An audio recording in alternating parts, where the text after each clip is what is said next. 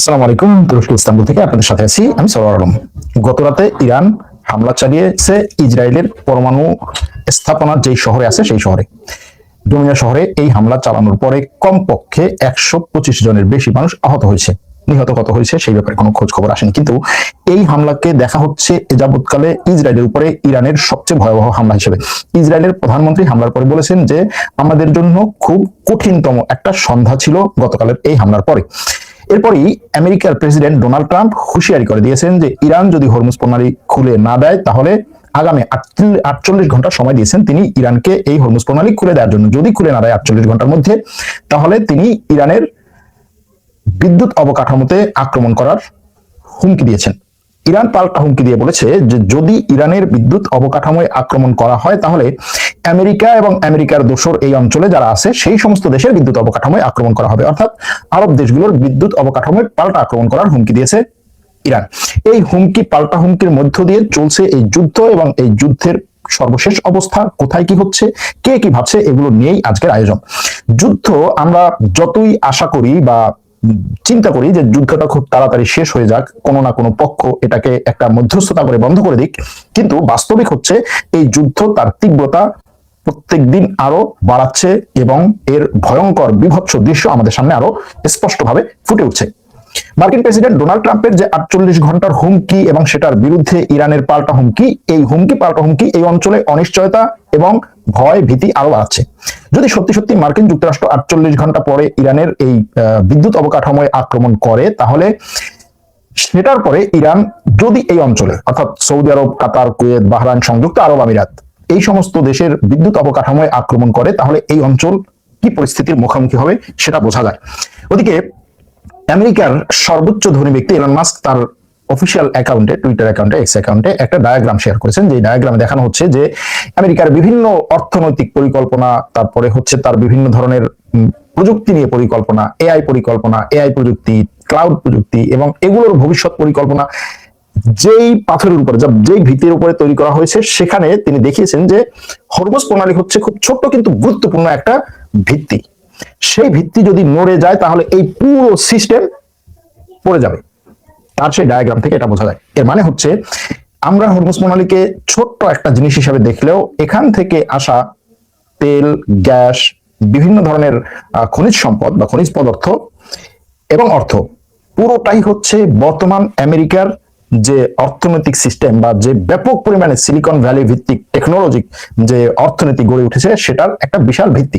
এবং এই ভিত্তিতে এখন ইরান আঘাত করার কারণে অর্থাৎ হরমুজ প্রণালী বন্ধ করে রাখার কারণে ট্রাম্প শেষ পর্যন্ত আলটিমেটাম দিতে বাধ্য হয়েছেন। এর আগে তিনি বহুবার বহু কথা বলেছেন, 48 ঘন্টা আলটিমেটাম দিয়েছেন ঠিকই, কিন্তু 24 ঘন্টার মধ্যে তিনি 5 বার তার বক্তব্য পরিবর্তন করেন। এরকমটাও দেখা গিয়েছে এই যুদ্ধ চলার পরে। প্রায় আপনি যদি এই যুদ্ধ চলার পরে যে 22-23 দিন হলো, প্রত্যেকটা 24 ঘন্টাকে যদি আপনি তার বক্তব্য গুলোকে নিয়ে অ্যানালাইসিস করেন, দেখবেন যে তার 24 ঘন্টার মধ্যে নিজের বক্তব্য 5 বার পরিবর্তন করেছে, আবার 2 দিনের মধ্যে নিজের বক্তব্য হয়তো 10 বার পরিবর্তন করেছে। এখন অনেকে বলছেন এটা তার কোনো স্ট্র্যাটেজি না থাকার একটা উদাহরণ, যে তার আসলে এই যুদ্ধ নিয়ে তেমন কোনো স্পষ্ট স্ট্র্যাটেজি নেই, অথবা এই যুদ্ধ তিনি যেভাবে শুরু করেছিলেন পরবর্তীতে তার সেই এ প্ল্যান বি প্ল্যান ব্যর্থ হওয়ার কারণে পরবর্তী প্ল্যানগুলো তিনি স্পষ্ট করতে পারছেন না। আবার অনেকের কথা হচ্ছে তার এই যে পরস্পর বিরোধী বক্তব্য, এটাও আসলে একটা পরিকল্পনার অংশ। কিরকম পরিকল্পনার অংশ? যে তিনি একটা বক্তব্য দিচ্ছেন তার নিজের জনগণকে, একটা বক্তব্য দিচ্ছেন তার আন্তর্জাতিক যে বন্ধু রাষ্ট্রগুলো আছে তাদেরকে উদ্দেশ্য করে, একটা বক্তব্য দিচ্ছেন বাজারকে উদ্দেশ্য করে, আরেকটা বক্তব্য দিচ্ছেন ইরানকে উদ্দেশ্য করে। ইরানকে উদ্দেশ্য করে যে বক্তব্য দিচ্ছেন সেখানে বলছেন যে তোমাকে আমি শেষ করে দেবো, এই যুদ্ধ বন্ধ করবো না, এই যুদ্ধ শেষ হবে, তোমার পুরো রেজিম চেঞ্জ করা পর্যন্ত আমি এই যুদ্ধ কন্টিনিউ করবো। এটা হচ্ছে তার ইরানকে দেওয়া বক্তব্য। আবার তার বাজারকে দেওয়া বা মার্কেটকে দেওয়া বক্তব্য হচ্ছে যে হ্যাঁ আমরা তো আলোচনা চালাচ্ছি, নেগোসিয়েশন চালাচ্ছি, এই যুদ্ধ খুব বেশি দীর্ঘায়িত হবে না, যুদ্ধ খুব তাড়াতাড়ি শেষ হবে। আবার তার দেশের জনগণকে দেওয়া বক্তব্য হচ্ছে আমরা এই যুদ্ধে জিতে যাচ্ছি, এই যুদ্ধ আসলে এমন একটা যুদ্ধ যেখানে ইরানকে আমরা একেবারে পুরোপুরি শেষ করে দিয়েছি, তেমন কোনো কিছু বাকি নেই ইরানের, সবকিছু শেষ। ইরানকে যদি ধ্বংস না করতাম তাহলে আমাদের উপরে আক্রমণ করতো, এবং ইরান সেই আক্রমণ থেকে আমি তোমাদেরকে রক্ষা করেছি, তোমরা আমাকে বাহবা দাও, হাততালি দাও। আর তার মিত্র রাষ্ট্রগুলোর কাছে তার বার্তা হচ্ছে যে দেখো তুমি আমাকে হেল্প করো, এখানে এমন একটা যুদ্ধে আমি জড়িয়েছি যে যুদ্ধে তোমাদের হেল্প দরকার, তুমি আমাকে হেল্প করো। এভাবে এটার বিভিন্ন ধরনের বিশ্লেষণ করা সম্ভব ট্রাম্পের এই বক্তব্যগুলো। এখন ট্রাম্পের এই বক্তব্যগুলোর মধ্যে যে জিনিসটি আছে সেটা হচ্ছে, আরো একটা জিনিস আছে ট্রাম্পের এই বক্তব্যগুলোর মধ্যে, সেটা হচ্ছে যে ইরানকে কেন তার এই আলটিমেট দেয়ার পর্যায়ে চলে আসতে হলো, অর্থাৎ কেন তিনি ইরানকে আলটিমেট দেয়া পর্যন্ত তার আসতে হলো। এটা একটা বড় প্রশ্ন যে যে ইরানকে শেষ করে দেওয়ার মতো একটা লেভেলে ছিল আমেরিকা, যে ইরানকে শেষ করে দেয় আমেরিকার জন্য কোনো ব্যাপারই না, সেই ইরানকে এমন একটা জায়গায় আসলো যে ইরানকে আলটিমেট দিতে হলো যে তোমাকে আমি 48 ঘন্টা সময় দিলাম, এই 48 ঘন্টার মধ্যে তুমি আমার এই হরমুজ প্রণালী খুলে দাও। ইরান কি বলেছে? ইরান বলেছে হরমুজ প্রণালী খুলে দেওয়ার কোনো বিষয় নেই, হরমুজ প্রণালী আমার মিত্র রাষ্ট্রগুলোর জন্য উন্মুক্ত আছে, শত্রু রাষ্ট্রগুলোর জন্য বন্ধ আছে। এরপরে যদি আমার এই হরমুজ প্রণালী নিয়ে কোনো ধরনের অন্য কোথাও আক্রমণ করার কোনো পরিকল্পনা, কোনো চিন্তা ভাবনা থাকে, তাহলে আমরা পাল্টা আক্রমণ করবো। এটা হচ্ছে ইরানের কথা। ইরান আক্রমণ পাল্টা আক্রমণের হুমকি তো দিয়ে যাচ্ছে, কিন্তু আসলে কে কতটা আক্রমণ এবং পাল্টা আক্রমণ করতে পারছে, এই প্রশ্ন অবশ্যই আপনাদের কাছ থেকে আসে যে কে কতটা পাল্টা আক্রমণ করতে পারছে। এটার উত্তর খুঁজতে হলে আগে হচ্ছে দুটোর শক্তি দেখতে হবে। এখন ধরেন হাতির সাথে যদি বিড়াল লড়াই করতে যায় এবং সেই লড়াইয়ে যদি বিড়াল হাতির সুরে কামড় দিতে পারে, হাতের যে হুর আছে সেখানে যদি বিড়াল কামড় দিতে পারে, তাহলে সেটাকে আপনি বড় ধরনের একটা সফলতা হিসেবে দেখবেন। আবার সেই হাতি যদি তার পা দিয়ে ফুটবলের মতো বিড়ালকে শুট করে এবং বিড়াল উড়ে গিয়ে দূরে পড়ে, আবার সেখান থেকে উঠে এসে যদি হাতের কানে কামড় দিতে পারে, সেটাকে আপনি বিড়ালের সফলতা দেখবেন। এখানে আপনার এভাবে দেখার কোনো সুযোগ নেই যে হাতি একটা ল্যাং মেরে বিড়ালকে উড়িয়ে দিল, বিড়াল ল্যাং মেরে হাতিকে উড়িয়ে দিল, বিষয়টা সেরকম না। এজন্য এই অস্ত্রের পাওয়ারটা দেখতে হবে। ইরান কার বিরুদ্ধে যুদ্ধ করতেছে? বিশ্বের সবচেয়ে শক্তিশালী অস্ত্র, টেকনোলজি এবং কি বলে পরমাণু অস্ত্র বলুন, সব ধরনের অস্ত্রে সবচেয়ে শক্তিশালী দেশগুলোর সাথে যুদ্ধ করতেছে। সুতরাং এখানে তার এই যে যুদ্ধ করার কৌশলের মধ্যে সে বিভিন্ন জায়গায় আঘাত হানে, ছোট ছোট আঘাত হানে। এই যে ধরেন গত রাতে ইসরায়েলের পরমাণু স্থাপনা যেই শহরে আছে সেই শহরে ইরান আঘাত হানলো।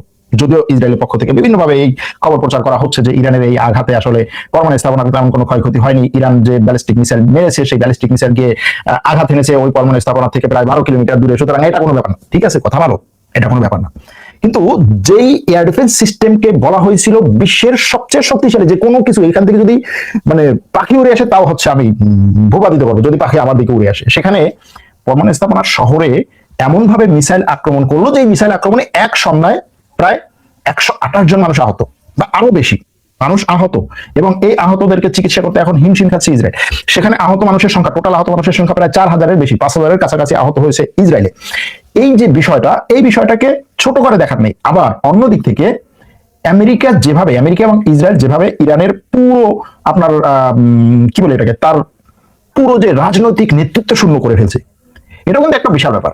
যত যাই হোক, ঠিক আছে, আপনার স্থাপনা আক্রমণ চালাচ্ছে, আপনার মাটির উপরে যে সমস্ত ফ্যাসিলিটি আছে সেগুলোতে আক্রমণ চালাচ্ছে, সামরিক ক্ষয়ক্ষতি হচ্ছে, বেসামরিক ক্ষয়ক্ষতি হচ্ছে, কিন্তু লিডারশিপ যদি ধ্বংস হয়ে যায়, লিডারশিপ ধ্বংস হয়ে যাও, এখন এই লিডারশিপ ধ্বংস হয়ে যাওয়াটা তো আসলে একটা দেশের জন্য সফলতার কিছু না। যেমন এখন এটা প্রশ্ন আসছে যে ইরানের এই যুদ্ধ আসলে পরিচালনা করছে কে, সিদ্ধান্ত নিচ্ছে কে? এটা নিয়ে আমেরিকার মধ্যেও এখন আলোচনা হচ্ছে। যেমন এতদিন ধরে আমরা ইসরায়েলের প্রধানমন্ত্রী কোথায় আছে, নিখোঁজ কিনা, তাকে দেখা যাচ্ছে না, তিনি কই আছেন, কি করছেন, এগুলো নিয়ে প্রশ্ন ছিল। ঠিক একইভাবে এখন আপনি যদি নিজেকে ওই পক্ষের মনে করেন, তাহলে আপনি কি প্রশ্ন করবেন যে আচ্ছা ঠিক আছে, ওকে, ভালো কথা, ইসরায়েলের প্রধানমন্ত্রীকে এতদিন দেখো না, এটা নিয়ে অনেক টেনশন। ইরানের সর্বোচ্চ ধর্মীয় নেতা যাকে নির্বাচন করা হলো, কোথায় সে?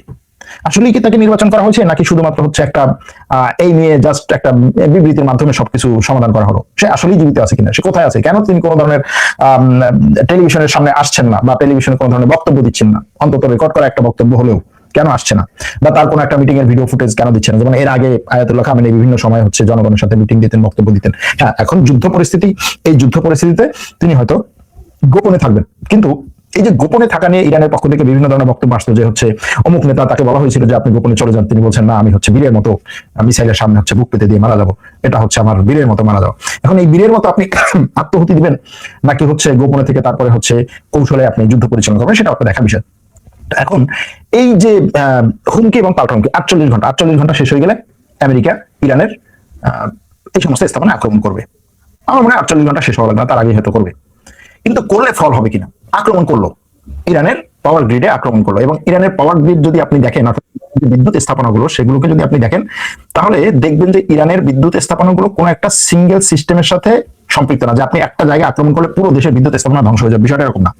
যেমনটা কিউবা এখন দেখা যাচ্ছে যে কিউবাতে তেল বন্ধ করার কারণে কিউবার পুরো বিদ্যুৎ স্থাপনাগুলো এখন চলতেছে না, পুরো কিউবা ধরে বিদ্যুৎ বিচ্ছিন্ন অবস্থায় আছে ঘন্টার পর ঘন্টা। এবং কিউবাতে এখন এই বিদ্যুৎ বিচ্ছিন্ন অবস্থা, পুরো অন্ধকার যদি একটা দেশ থাকে, তাহলে চিন্তা করেন আপনি, আপনার কি বলে সার্ভেলেন্স ক্যামেরা গুলো চলবে না, আপনার কম্পিউটার সিস্টেম চলবে না, আপনার অপারেটিং সিস্টেম চলবে না, আপনার সিকিউরিটি সিস্টেম চলবে না। এরকম একটা পরিস্থিতি যদি হয়, চিন্তা করা যায় একটা দেশে, সেটা কিউবাতে চলছে। এবং আমেরিকার রাষ্ট্রপতি ট্রাম্প বলেছিলেন যে আচ্ছা, আমি চাইলে কিউবাকে যা ইচ্ছা করতে পারি, এরকম একটা কথাও তিনি বলেছিলেন। সুতরাং সেই দিক থেকে যদি ইরানের সাথে তুলনা করা হয়, তাহলে আমরা বলতে পারি যে না, ইরানের অন্তত আপাতত নিজস্ব যে তৈল কি বলে নিজস্ব তেল গ্যাস যেগুলো আছে সেগুলো দিয়ে সে তার পরমাণু স্তরে তার এই বিদ্যুৎ প্রকল্পগুলো, বিদ্যুৎ পাওয়ার প্ল্যান্ট গুলো সে ব্যবহার করতে পারবে, চালাতে পারবে। আরেকটা হচ্ছে সে এগুলোকেও ব্যাপক পরিমাণে ডিসেন্ট্রালাইজ করেছে, অর্থাৎ কোনো একটা জায়গা বা দুটো জায়গার সাথে সম্পৃক্ত রাখে নাই। ডিসেন্ট্রালাইজ করার কারণে বিভিন্ন অঞ্চলের বিদ্যুৎ গুলো ওই অঞ্চলের পাওয়ার প্ল্যান্ট গুলো থেকে আসে এবং অনেক বেশি ছোট ছোট ছোট ছোট ছোট ছোট। এজন্য এই সবগুলো হামলা করে পুরো দেশকে বিদ্যুৎ বিচ্ছিন্ন করা হয়তো কঠিন হয়ে পড়বে। আরেকটা হচ্ছে যে এই হামলাগুলো করলে, পাল্টা হামলা যে ইরান করার কথা বলেছে মধ্যপ্রাচ্যের দেশগুলোতে, মধ্যপ্রাচ্যের এই দেশগুলোতে যদি বিদ্যুৎ বিভ্রাট হয় এই পরিমাণে, এবং শুধুমাত্র বিদ্যুৎ কেন্দ্রের কথা বলছে বিদ্যুৎ কেন্দ্রে আমরা আক্রমণ করবো মধ্যপ্রাচ্যের, তারপরে হচ্ছে তাদের এই যে পানি লবণমুক্ত করার যে প্লান্ট গুলো আছে সেগুলোতে আক্রমণ করব, পানি লবণমুক্ত করার প্লান্ট, এটা নিয়ে অনেকবার আমরা ভিডিও করেছি, আপনারা হয়তো দেখেছেন, সেগুলোতে আক্রমণ করব। আর বলেছে যে এখানকার অন্য যে সমস্ত হচ্ছে বেসরকারি স্থাপনা আছে সেগুলোতে আক্রমণ করব। আজকে খুব সম্ভবত আজকে সকালে ইরানের পক্ষ থেকে আলটিমেটাম দেওয়া হয়েছে এবং হুঁশিয়ারি দেওয়া হয়েছে কাতারে, পুরো কাতারের সারা দেশের সব মানুষকে বলছে যে তোমরা সরে যাও, আমরা আক্রমণ করবো। কাতারের মানুষ কোথায় সরে যাবে? গাজা ভূখণ্ড যেরকম করেছিল এই গাজার মানুষ তোমরা সরে যাও, ইসরায়েল বলেছিল আমি আক্রমণ করবো, ঠিক ইরান সেই রকম একটা কথা বলছে যে কাতারের সব মানুষ তোমরা সরে যাও, আমি আক্রমণ করবো। এর মানে হচ্ছে মনস্তাত্ত্বিক যে যুদ্ধ সেটা সিরিয়াসলি চালাচ্ছে। কিন্তু এই যুদ্ধ নিয়ে বিশ্ব কি ভাবছে, কোন দেশ কিভাবে বিষয়টাকে দেখছে? যেমন দেখুন, ট্রাম্পের মিত্র রাষ্ট্রগুলো আসলে এই যুদ্ধে কার পক্ষে? প্রশ্ন এখানে যে এই যুদ্ধে ট্রাম্পের মিত্র রাষ্ট্রগুলো কার পক্ষে? ট্রাম্প বারবার বলছে না যে আমি মিত্র রাষ্ট্রগুলোকে হচ্ছে পরীক্ষা করতে চাই, তাদের দেখতে চাই যে তারা কার পক্ষে আছে, আমার পক্ষে আছে না আছে। এটা একটা। শত্রু রাষ্ট্রগুলো কার পক্ষে? ইরানের পক্ষে যে রাষ্ট্রগুলো আছে তারা আসলে কতটা ইরানের পক্ষে আছে, ইরানের সামরিক সক্ষমতা কতটুকু আছে, কতদিন ধরে ইরান যুদ্ধ চালিয়ে যেতে পারবে, এই প্রশ্নগুলোর উত্তর আমরা দেওয়ার চেষ্টা করবো। আপনাদের কাছ থেকে বহুবার এই প্রশ্নগুলো এসেছে। তার আগে জাস্ট হচ্ছে 22টা দিনের সারসংক্ষেপ দিয়ে রাখি। যুক্তরাষ্ট্র ইসরায়েল যৌথভাবে ইরানের নাতানজ পারমাণবিক স্থাপনায় হামলা চালিয়েছে, গতকাল আমরা এটা বলেছি। দক্ষিণ লেবাননে ইসরায়েলি সেনাদের একটা দলের সঙ্গে যোগাযোগ বিচ্ছিন্ন হয়েছে বলে ইসরায়েলি সেনাবাহিনী বলেছে, তাদের জন্য অনুসন্ধান চলতেছে। তার মানে হচ্ছে যে দক্ষিণ লেবাননে খুব সম্ভবত হিজবুল্লাহ তাদের উপর আক্রমণ করেছে, তাদের সাথে যোগাযোগ নেই। পশ্চিম ইরানে বন্দর আব্বাস, ইস্পাহান, তেহরানের মার্কিন এবং ইসরায়েলি হামলা গত রাতে ব্যাপক পরিমাণে অব্যাহত ছিল এবং আজকে সকালেও হামলাগুলো চলছে। এবং ইরানের উপরে যে হামলাগুলো হয় সেগুলো ভিডিও যদি আপনি দেখেন তাহলে দেখবেন যে ব্যাপক পরিমাণে আক্রমণ হচ্ছে, বিস্ফোরণ হচ্ছে, ধরকুণ্ডলে উঠছে এবং বিশাল এরিয়া ধরে সেটা হচ্ছে। যদিও ইসরায়েলের উপরে হামলার খবর খুব কম আসে, ভিডিও ফুটেজ গুলো কম আসে, দূর থেকে আসে, যে কারণে ওটার মানে বিশালত্ব যে কত এটা বোঝা যায় না। কিন্তু এটা তো স্পষ্ট যে আমেরিকা এবং ইসরায়েলের এয়ার ডিফেন্স সিস্টেম গুলো এখন ইরানের আক্রমণগুলো ঠেকাতে ব্যাপক পরিমাণে ব্যর্থ হচ্ছে। যুক্তরাষ্ট্রের বিভিন্ন গোয়েন্দা এবং এটা কি বলে অনুসন্ধানী রিপোর্ট বলছে যে ইয়েমেন থেকে আনসারুল্লাহ হুতি বাহিনী শীঘ্রই ইরানের পক্ষে যোগ দিয়ে এই যুদ্ধ কন্টিনিউ করতে পারে, অর্থাৎ তারা ওখান থেকে ইসরায়েলের উপরে আক্রমণ পরিচালনা করতে পারে। আর তারা যদি এই যুদ্ধে সরাসরি যোগ দেয়, এখন পর্যন্ত কিন্তু তারা বলে নাই যে আমরা এই যুদ্ধে সরাসরি যোগ দিচ্ছি, তারা যদি এই যুদ্ধে সরাসরি যোগ দেয় এবং আক্রমণ করে, তারা কোথায় কোথায় আক্রমণ করতে পারে? তারা তিনটা জিনিসে আক্রমণ করতে। একটা হচ্ছে ইসরায়েলের এলিয়েত একটা সিটি আছে যেটা হচ্ছে লোহিত সাগরের সাথে, সেখানে আক্রমণ করতে হয়। সেটা অনেক দূর, মানে হুতিদের ইয়েমেন থেকে অনেক দূর, পুরো লোহিত সাগর পার হয়ে তারপর আসতে হয়। কিন্তু সেটা হচ্ছে সহজ। আরো তিনটা টার্গেট আছে তাদের। একটা হচ্ছে বাবল মানদেব, লোহিত সাগরে ঢোকার যে পথ, সেটা যদি তারা বন্ধ করে দেয়। দ্বিতীয় আরেকটা হচ্ছে সৌদি আরব, যেহেতু ইয়েমেনের সাথে সৌদি আরবের একেবারে সরাসরি সীমান্ত আছে, সৌদি আরবে তাদের আক্রমণ করা সহজ বা সম্ভব। আরেকটা হচ্ছে সংযুক্ত আরব আমিরাত, সংযুক্ত আরব আমিরাতেও তাদের আক্রমণ করা, বিভিন্ন স্থাপনা আক্রমণ করা সহজ হবে। সুতরাং যদি তারা ইরানের সাথে সরাসরি এই যুদ্ধে অংশগ্রহণ করে এবং এই সমস্ত জায়গা দিয়ে আক্রমণ করতে মানে উদ্যত হয়, তাহলে বোঝা যাবে যে ইরানের তিন দিক দিয়ে ইরান আক্রমণ পরিচালনা করছে, সেটা বলা যাবে। একটা হচ্ছে ইরান তার মূল ভূখণ্ড থেকে, দ্বিতীয়টা হচ্ছে হিজবুল্লাহর পক্ষ থেকে, আর তৃতীয়টা হবে তখন এই হুতিদের পক্ষ থেকে। ওদিকে লেবাননের সেনাবাহিনী নাকি হিজবুল্লাহকে সহযোগিতা করছে এরকম দাবি করছে ইসরায়েল। ইসরায়েল বিভিন্ন ধরনের এই ধরনের অভিযোগ করে এবং এই অভিযোগগুলো আপনি যখন পড়তে যাবেন তখন অনেক সময় এভাবে পড়বেন যে যুদ্ধের সময় বিভিন্ন ধরনের ভুয়া তথ্য শেয়ার করে তারপরে হচ্ছে বিভ্রান্তি ছড়ানো হয়। হয়তো আপনি দেখবেন যে আপনার যে পক্ষের মানে আপনি যে সাপোর্ট দিচ্ছেন যে পক্ষকে, সেই পক্ষের পজিটিভ অনেক খবর হচ্ছে প্রতিপক্ষ হচ্ছে, আরে অমুকের আক্রমণে তো আমরা শেষ হয়ে গেছি, এরকম অনেক সময় বলতে পারে। এটাও এই যুদ্ধের সময় হচ্ছে পরিকল্পিতভাবে বিভিন্ন ধরনের প্রোপাগান্ডার অংশ হতে পারে, এটা হয়। এই জন্য যুদ্ধ চলাকালীন সব খবরগুলো কি সাথে সাথে বিশ্বাস করা উচিত না। যেমন ধরুন গত 2 দিন আগে খুব সম্ভবত কোন একটা কোরিয়ান অথবা চাইনিজ কোন একটা ইউটিউব থেকে খুব সম্ভবত একটা খবর প্রচার করা হলো ব্যাপক পরিমাণে। কি সেটা? যে ইরানের আক্রমণে, ইরানের ফাতাহ 2 মিসাইলের আক্রমণে ইসরায়েলের 7 জন সিনিয়র সামরিক কর্মকর্তা নিহত হয়েছে। খবরটা হচ্ছে এখন এই খবরের সোর্স কি, এই খবর কোন জায়গা থেকে এসেছে, এই খবরের সততা কি, এই খবর এবং এই 7 জন সিনিয়র কর্মকর্তা কারা, কোথায় আক্রমণটা হলো, কোন লোকেশনে তারা ছিল, কোন হেডকোয়ার্টার্স তারা ছিল বা কোন সিটিতে ছিল, ইরান কখনোই আক্রমণটা চালালো, এই ধরনের কোনো খবর নাই। জাস্ট হচ্ছে এই হেডলাইনটা করে তারপরে তারা বিশ্লেষণ করলো যে এটা হচ্ছে ইরানের এই ধরনের সুপার মিসাইল, এবং এই মিসাইল তারা ঠেকাতে পারে না। ইসরায়েলের 8টা এয়ার ডিফেন্স সিস্টেম এই মিসাইল ঠেকানোর জন্য চেষ্টা করেছে, তারা পারে নাই, এবং শেষ পর্যন্ত গিয়ে হামলা করেছে।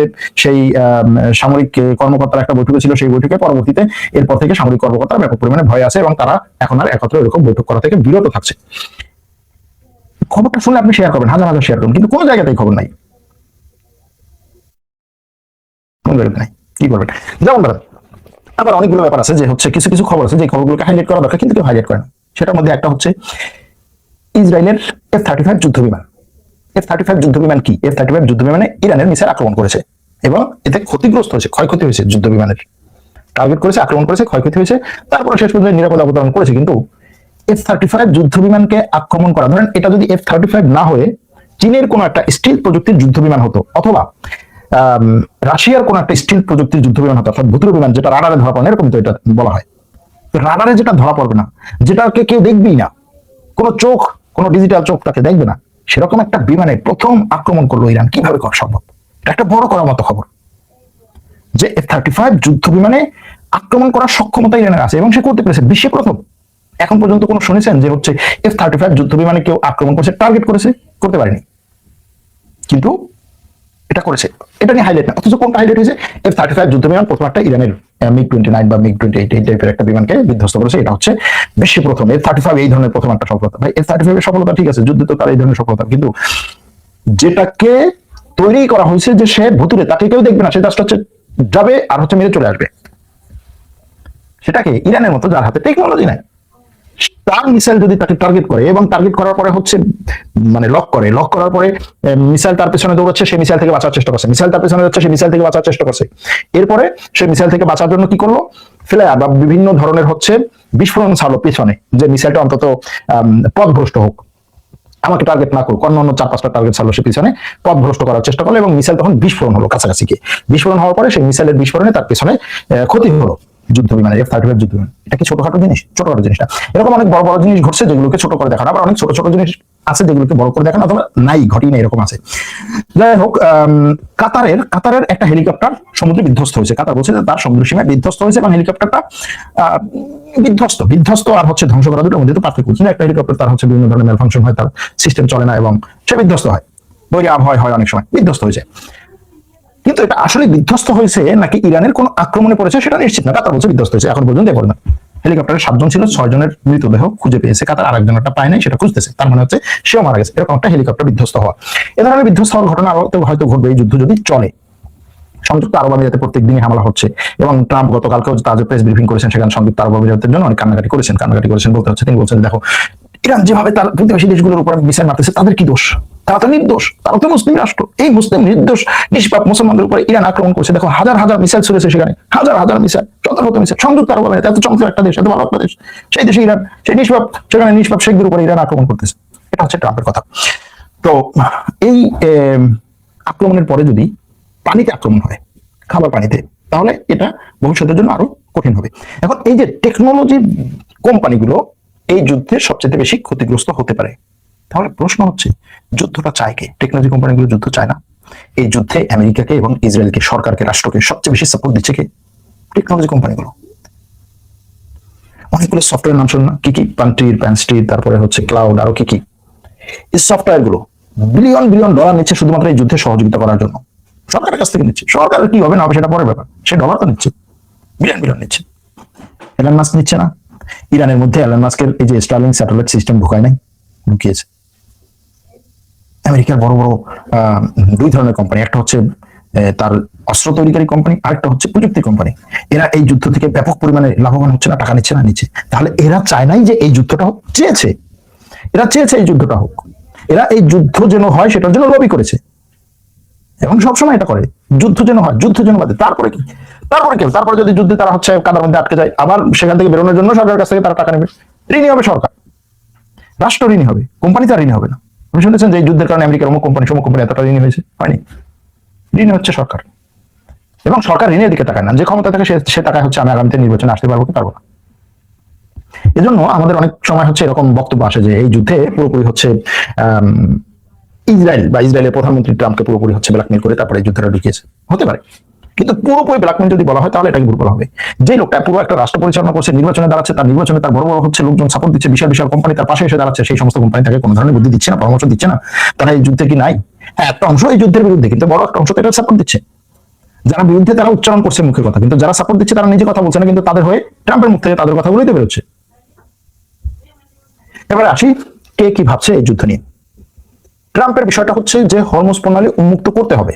হরমুজ প্রণালী উন্মুক্ত না করলে যারা তাকে এই যুদ্ধে সাপোর্ট দিচ্ছে তাদের সাপোর্টও থাকবে না। এই জন্য হরমুজ প্রণালী এখন হচ্ছে তার জন্য এই যুদ্ধের হার্ট, এই যুদ্ধের লাইফ লাইন, এটাকে উন্মুক্ত করতে হবে। আর ইরানের দিক থেকে হচ্ছে আমার যদি পুরো ইরানও ধ্বংস হয়ে যায়, পুরো নেতৃত্ব সিস্টেম যদি ধ্বংস হয়ে যায়, এই যুদ্ধে আমার টিকে থাকার জন্য হরমুজ প্রণালী ধরে রাখতেই হবে।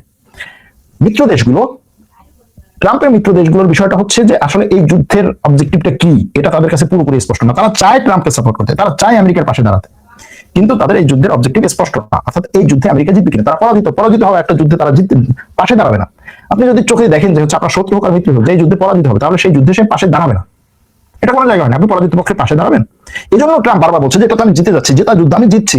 এটা আসলে সে ট্রাম্প দুটো পক্ষকে বলছে, একটা হচ্ছে তার মিত্র পক্ষকে, আর একটা হচ্ছে তার দেশের মধ্যে মানুষকে। মিত্র পক্ষকে এই জন্য বলছে তুমি আসো আমার পাশে, দেখো এটা জিতে যাওয়া একটা যুদ্ধ, কেউ নাই, ওদের ওদের কি বলে, ওদের বিমান বাহিনী নাই, ওদের নৌবাহিনী নাই, ওদের নেতৃত্ব নাই, তো ওরা কিভাবে জিতবে? সুতরাং এটা আমি জিতছি, তুমি আমার পাশে দাঁড়াও।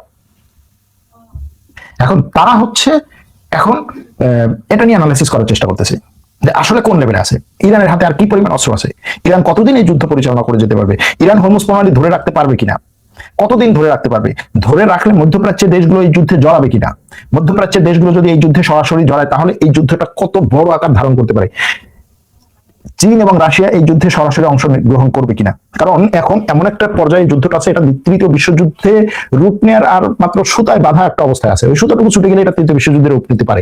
সেরকম একটা যুদ্ধে, দ্বিতীয় বিশ্বযুদ্ধে দেখা গেছে, প্রথম বিশ্বযুদ্ধে দেখা গেছে যে পক্ষ নিয়েছে যে সমস্ত দেশ, অমুক পক্ষ সমুক পক্ষ, জীবিত কি বলে বিজিতদের পক্ষে নিলে ঠিক আছে, আপনি বিজিতদের পক্ষে ব্যাপক পরিমাণে আপনি লাভবান হচ্ছেন, ওদের কাছ থেকে টাকা নিচ্ছেন, এটা নিচ্ছেন সেটা নিচ্ছেন, দিতে হেরে যাওয়া পক্ষের উপর বিভিন্ন ধরনের চাপ সৃষ্টি করছেন।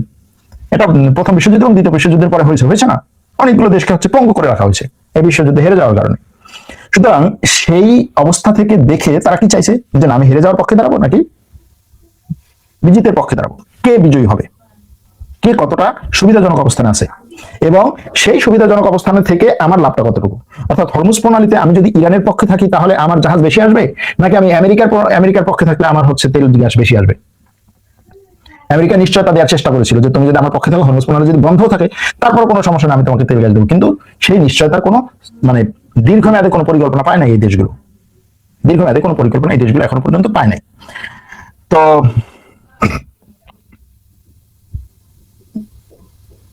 ব্রিটিশ যে দ্বীপগুলো ছিল সেই দ্বীপগুলো ব্যবহার করার কথা আমরা গতকালকে বলেছি। গতকালকে ইরান আসলে তিনটে কাজ করেছে। একটা হচ্ছে দিয়েগো গার্সিয়া দ্বীপে আক্রমণ করা, সেই পর্যন্ত সেই 4000 কিলোমিটার দূরে গিয়ে তার মিসাইল, ব্যালিস্টিক মিসাইল আক্রমণ করা, সেখানে আক্রমণ মানে আঘাত হানুক বা না হানুক সেই পর্যন্ত যে গিয়েছে সেটা আমেরিকা এবং ইসরায়েলের জন্য, ব্রিটেনের জন্য একটা বড় একটা সংকেত যে হ্যাঁ তার মিসাইল এই পর্যন্ত গিয়ে আঘাত করতে পারে, সে যদি ওখানে আরো বেশি মিসাইল নিক্ষেপ করে তখন কি হবে, এটা একটা ব্যাপার।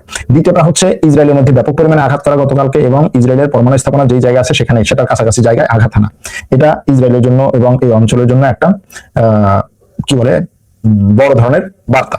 আর তৃতীয়টা হচ্ছে ইরানের এই যে ট্রাম্পের আলটিমেটামের বিরুদ্ধে পাল্টা আলটিমেটাম দেওয়া,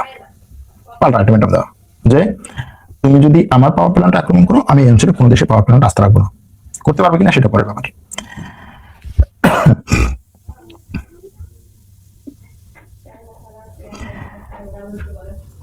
সৌদি আরব, বাহরাইন, সংযুক্ত আরব আমিরাত, কাতার, এই দেশগুলো আক্রান্ত হচ্ছে, আর ইরানও আক্রান্ত হচ্ছে। ইরানে 23 দিন ধরে পুরোপুরি ইন্টারনেট বন্ধ আছে, 23 দিন ধরে ইন্টারনেট বন্ধ আছে। 22 দিন তো যুদ্ধ চলে, 23 দিন যুদ্ধ চলে, 23 দিনই বন্ধ আছে। ইরান বলছে যে তার যে সমস্ত স্থাপনায় আক্রমণ হচ্ছে এই স্থাপনাগুলোর পেছনে মূলত আক্রমণগুলো আসছে উপসাগরীয় আরব দেশগুলো থেকে। তার কথা হচ্ছে ইরানের বিভিন্ন বক্তব্য দেখবেন যে পররাষ্ট্রমন্ত্রী বলছে আমরা মিত্র দেশগুলোর সাথে, আমরা প্রতিবেশী দেশগুলোর সাথে কোনো ধরনের সম্পর্ক ছিন্ন করতে চাই না, প্রতিবেশী দেশগুলোর উপর আক্রমণ করতে চাই না। ঈদের সময় মেসেজ দিয়েছে ইরানের রাষ্ট্রপতি, সে বলছে যে এই ঈদ হচ্ছে আমাদের ভ্রাতৃত্ব শক্তিশালী করার ঈদ, আমরা প্রতিবেশী দেশগুলোর সাথে ভ্রাতৃত্বতার বন্ধন শক্তিশালী করতে চাই, এরকম অনেকগুলো কথা বলেছে। কিন্তু আবার একই সাথে বলেছে যে আমাদের উপর যে আক্রমণ আসছে সেই আক্রমণগুলো ওদের ভূমি থেকে আসছে, সুতরাং আমরা ওই ভূমিগুলোকে টার্গেট করব, এটা ইরান বলছে। এখন টার্গেটে যতটা না ইয়া হবে, কি বলে, যতটা না সফলতা পাবে, তার চেয়ে বড় বিষয় হচ্ছে এখন হরমুজ প্রণালী। এই হরমুজ প্রণালীকে কিভাবে উন্মুক্ত রাখবে আমেরিকা, সেটা হচ্ছে ব্যাপার।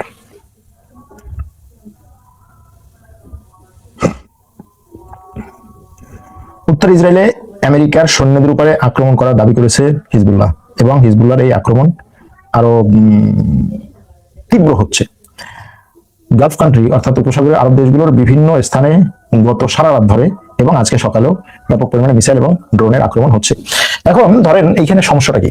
সমস্যা হচ্ছে যে যদি আমেরিকা ইরান এনার্জি সেক্টরে আক্রমণ করে তাহলে ইরানের এনার্জিতে সমস্যা হবে। ইরানের এনার্জিতে সমস্যা হলে আমেরিকার পরিকল্পনা হচ্ছে ইরানের এনার্জিতে সমস্যা হলে ইরান এই যে তার ব্যাপক পরিমাণে মিসাইল উৎপাদন করে সেটা সে করতে পারবে না। এখন সেটা যদি সে না করতে পারে তাহলে ইরান আস্তে আস্তে দুর্বল হয়ে পড়বে। কারণ কি? কারণ হচ্ছে ইরান এত পরিমাণে ড্রোন উৎপাদন করছে বা করতে পারছে যত পরিমাণে এই ড্রোনকে ভূপাতিত করার অস্ত্র উৎপাদন করতে পারছে না আমেরিকা এবং ইসরায়েল। সহজ হিসাব যদি ধরেন, এই যুদ্ধে আপনি F-35 নিয়ে আসলেন, F-16 নিয়ে আসলেন, তারপরে হচ্ছে টমাহক ক্রুজ মিসাইল নিয়ে আসলেন, তারপরে হচ্ছে প্যাট্রিয়ট নিয়ে আসলেন, তারপরে হচ্ছে থার্ড এয়ার ডিফেন্স নিয়ে আসলেন, সবই নিয়ে আসলেন, ইরানকে তামাতামা করে দিলেন। উদ্দেশ্য কি? উদ্দেশ্য হচ্ছে ইরান যেন আমাকে হামলা না করতে পারে, এটাই তো। ইরান যেন আমার কোন স্থাপনায় আক্রমণ না করতে পারে, ইরান যেন আমার উপরে থ্রেট না হতে পারে। তাহলে এত কিছু করার পরেও যদি যে কোনো ভাবে হোক, মাটির নিচ থেকে, মাটির উপর থেকে, দেশের বাইরে থেকে, পাহাড়ের নিচ থেকে অথবা পানির নিচ থেকে, সে যদি তার এই শাহেদ ড্রোন তৈরির সক্ষমতা অক্ষুণ্ণ রেখে ব্যাপক পরিমাণে ড্রোন তৈরি এবং এই ড্রোনের আঘাত হানতে পারে, কারণ এই ধরনের ড্রোন উৎক্ষেপণ করার জন্য বড় ধরনের ফ্যাসিলিটির দরকার হয় না, সেটা যদি সে করতে পারে তাহলে আপনি আবার হুমকির মুখেই। সেটা দিয়ে সে যদি হরমুজ প্রণালীকে অশান্ত রাখতে পারে তাহলে আপনি হুমকির মুখে। এখন এই পরিস্থিতিতে এসে আপনি যখন ইকুয়েশনে যাবেন যে কে কতটুকু জিতলো আর কে কতটুকু হারলো, এই ইকুয়েশনে এখনো পর্যন্ত আপনি কোনো ফাইনাল ডিসিশনে আসতে পারবেন না। ফাইনাল সিদ্ধান্তে আসতে হলে আপনার আরো হয়তো অপেক্ষা করতে হবে। কারণ এটা ঠিক যে ইরানে আমেরিকার আক্রমণে ব্যাপক পরিমাণে ক্ষয়ক্ষতি হচ্ছে। এত বড় একটা দেশ, যেই দেশটাতে আমেরিকা এবং ইসরায়েল মিলে প্রায় 20-25 হাজার